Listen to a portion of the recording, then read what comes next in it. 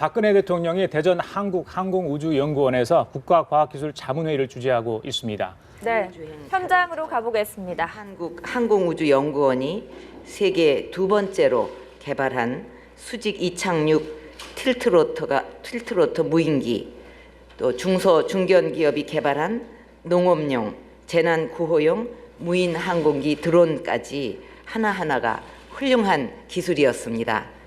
세계적으로 신산업 창출을 위한 기술 경쟁이 심화되고 있는데 연구와 산업의 최일선에서 묵묵히 땀을 흘리면서 우리의 미래 성장 동력을 키워가고 계신 과학기술인 여러분께 감사를 드립니다. 그동안 과학기술 자문회의는 정책 현안에 대한 다양한 제언으로 정부의 정책 마련에 큰 힘이 되어 주었습니다. 오늘도 관계부처와 공동으로 현장 의견을 폭넓게 수렴을 해서 무인 이동체와 엔지니어링 산업 분야 성장 전략을 준비해 주셨는데 미래 성장 산업 창출을 위해 활발한 논의가 이루어지기를 바랍니다. 현재가 미래를 만드는 것이 아니라 미래에 대한 비전이 현재를 만든다라는 말이 있는데 저는 무인 이동체 기술에도 그 말이 딱 맞는다고 생각합니다. 무인 이동체는 원래 군사적 목적으로 개발이 시작이 됐고 불과 몇 년 전만 하더라도 인간이 접근하지 못하는 극한 지역에 침투를 해서 필요한 정보를 제공해주는 제한된 역할만을 수행했었습니다. 그러나 최근 첨단 기술과 창의적인 아이디어들이 접목이 되면서 재난 방지와 또 환경 관리와 같은 공공 목적에서부터 농업, 물류, 방송 촬영과 같은 상업적 목적에 이르기까지 무인기의 활용이 급속하게 확대되기 시작했습니다.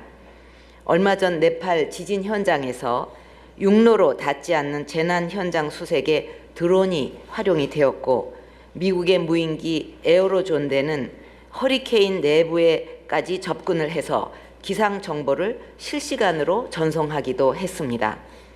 미국의 아마존은 이미 2013년부터 소형 드론을 활용해서 물류센터 반경 16km 지역까지 30분 내에 배송하는 서비스를 준비 중에 있고 우리나라도 무인 잠수정 20미를 자체 개발해서 해저 자원 탐사라든가 지각 구조 연구 등에 활용을 하고 있습니다.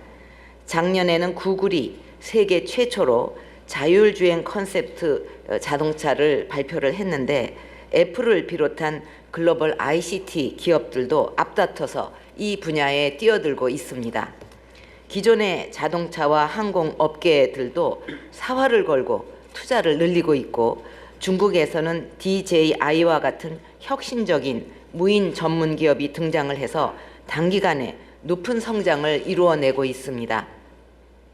이런 추세로 갔다면 조만간 전 산업과 사회 분야에서 신상품, 신시장, 융합 신산업을 창출하는 빅뱅을 일으킬 것으로 전망이 됩니다. 세계 각국의 정부들도 이 분야에서 앞서가기 위해서 기술 개발과 제도 개선을 적극 추진을 하고 있는데 우리도 오늘 보고할 종합지원 방안을 중심으로 무인 이동체 산업 발전에 박차를 가해야 하겠습니다. 잘 아시는 대로 우리나라는 세계 5위 자동차 생산국이고 또 세계 7위의 무인기 기술력을 보유한 나라입니다. 또한 세계 최고 수준의 ICT 역량을 갖추고 있기 때문에 무인 이동체 기술에 필요한 기반은 어느 나라 못지 않습니다. 제대로 된 전략을 마련해서 국가적 역량을 집중한다면 얼마든지 선도 업체들을 따라잡을 수 있는 만큼 국가적 차원의 통합적 산업발전 전략이 반드시 필요하다고 하겠습니다. 이번에 관계부처가 합동으로 기술개발, 제도, 인프라를 아우르는 무인 이동체 산업 종합지원 방안을 마련을 했는데 참 시적절하다고 생각합니다. 이제부터는 이종 분야 간의 긴밀한 협업과 효과적인 민간합동 R&D 투자를 통해서 핵심 기술을 선제적으로 확보해야 하겠습니다. 또 대기업과 출연연구소의 적극적인 지원을 통해서 작지만 강한 기술 벤처 기업을 발굴하고 육성해서 핵심 부품의 국산화를 달성하는 것도 매우 중요합니다. 각 부처는 민간 기업의 필요를 실시간으로 반영을 해서 관련 제도와 인프라를 적극적으로 개선하고 공공구매를 통한 초기 시장 활성화 등에 힘써주기를 바랍니다. 지금 이 부분은 굉장히 중요하다고 생각합니다. 지금은 그 기술도 중요하지만 또 그 못지않게 중요한 게 속도라고 생각을 합니다. 좋은 기술을 개발을 해도 늦어가지고 다 선점이 된 후에 또 그 선점한 기술은 자꾸 앞서서 나가는데 이 뒤처진 기술은 그냥 사장되고 말 수가 있거든요. 그렇기 때문에 좋은 기술 개발을 집중적으로 지원을 하더라도 그 속도를 늦춰서는 안 된다.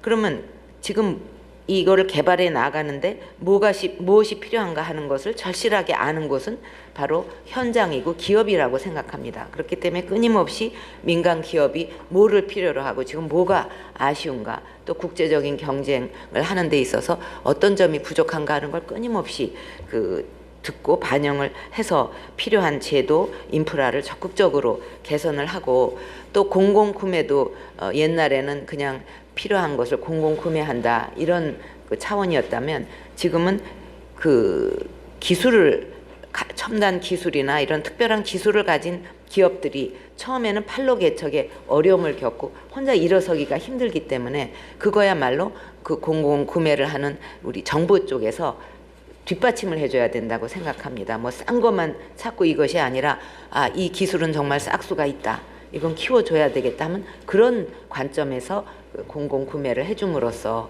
또는 어떤 그 활동에도 참여를 할 수 있도록 해줌으로써 이런 그 실력 있는 기업들이 밀려나지 않고 클 수 있게 하는 거, 이것도 정부의 공공구매를 하면서의 역할이라고 생각을 합니다. 그리고 무인 이동체를 비롯한 신산업이 우리가 미래를 향해 뻗어나갈 방향이라고 한다면 오늘 두 번째 주제인 엔지니어링은 우리 산업의 지속적인 성장 동력을 제공하는 산업의 뿌리라고 할 수 있습니다. 엔지니어링은 건설 플랜트 프로젝트 전체 비용의 5 내지 한 10%만 차지를 해서 표면상으로는 규모가 작아 보일 수가 있습니다. 그러나 프로젝트에 사용되는 각종 기자재와 핵심 설비에 국산 제품을 적용하게 한다든가 또 시공사 선정을 한다든가 이렇게 프로젝트 전체의 주도권을 쥐고 있기 때문에 전후방 산업 연쇄 효과와 고용 창출 효과가 매우 큽니다.